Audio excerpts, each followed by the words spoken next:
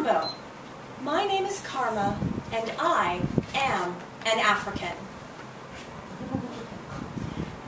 You see, let's all face it, if you go back far enough, we're all Africans. But that's not what I'm talking about here. When I was a little girl, my family moved to Nairobi, Kenya, and that's where my memories begin. But that's not where my story of Africa begins. It starts with my mother. A few years before my mother met my father, she joined the convent.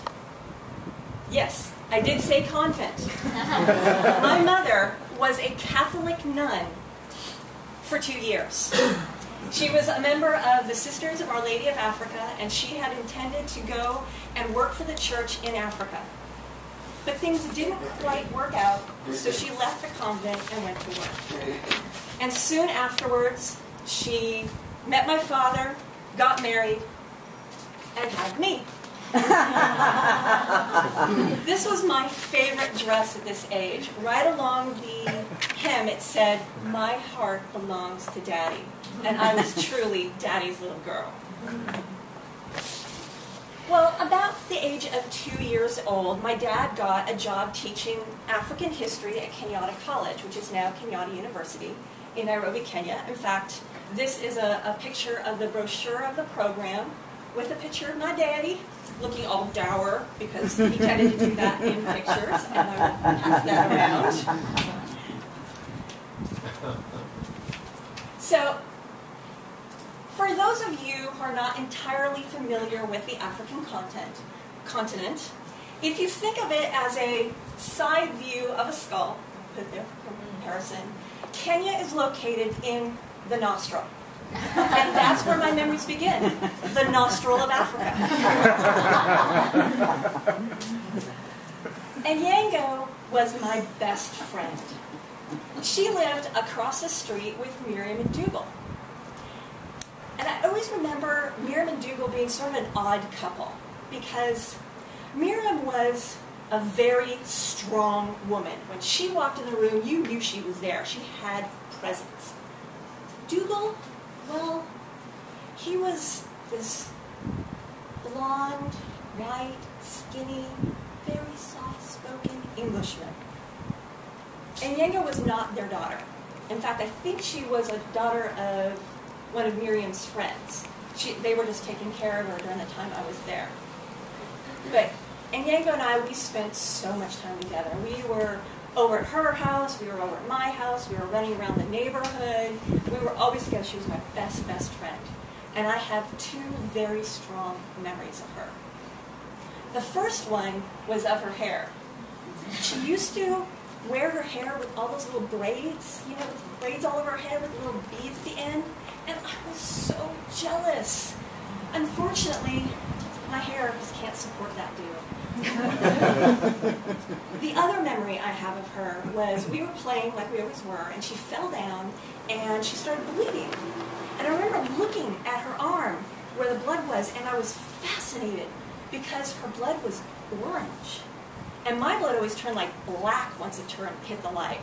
Now since then, I've learned that this has something to do with the iron content of blood, and she probably just wasn't getting good nutrition. But this, I think, was an indication of my scientific mind starting to develop.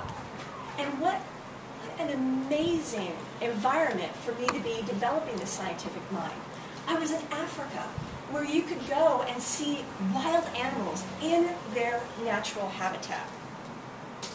In fact, I can safely say that I have been chased by a rhino, attacked by a monkey, threatened by an ostrich, and feared to have been eaten by lions.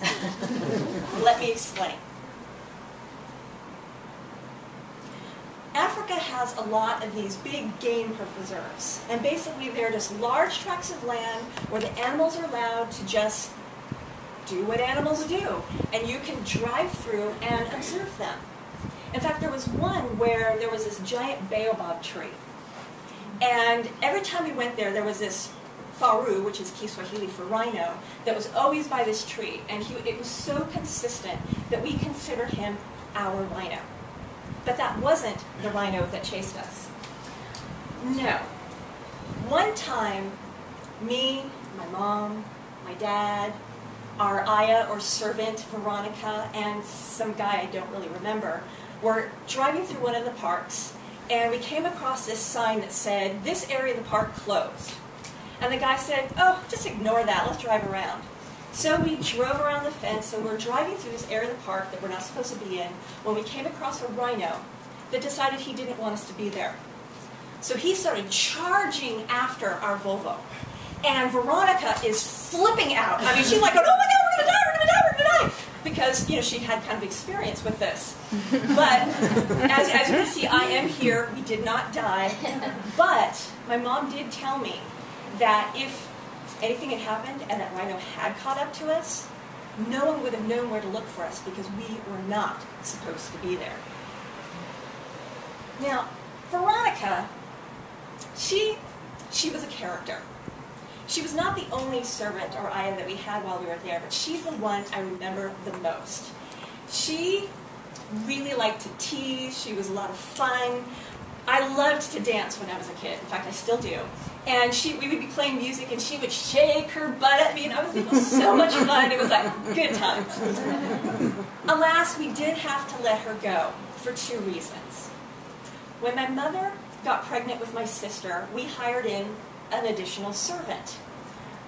But that servant was from another tribe, and that is a no-no. You don't have people from different tribes working in the same home. So Veronica kind of got a little belligerent about that.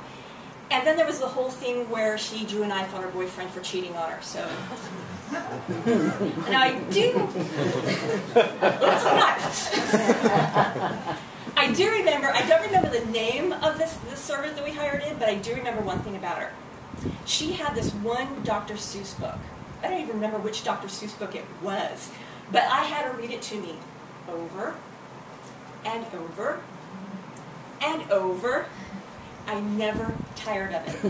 In fact, my parents had to come in and say, "Carma, stop!" Apparently, she was kind of complaining behind me. I was like, "Nay, Carma, stop." Now on to monkey attacks. We had gone to this one national park that was known for baboons. There's these tribe of baboons that live in this general area, and everyone goes there to see the wild baboons. We had parked in the parking lot, and in the parking lot there was this vervet monkey, not this particular one, but a vervet monkey that was jumping around from car to car. And I'm not too sure how it happened, but my parents kind of went on, and I kind of lagged back. I mean, probably because I liked animals, I decided I was going to make friends with this monkey. So the monkey's sitting at the end of a car, and I go up to it, and I go, "Hi, monkey!" And it went, scratched me in the eye, almost took my eye out. I started screaming, my parents came running, and I ended up having a scar below my left eye up until just a few years ago. It was a little red dot that was there all that time. But I did survive, and I still have my eye. I really can't blame the ostrich for trying to attack us. We had found this female ostrich with a flock of baby ostriches. And if you've never seen a baby ostrich, they're adorable. They look like ordinary ostriches, only really short. And they're just adorable. And my mom had to take a picture. So we're parking by them, and Mom's snapping her pictures away. And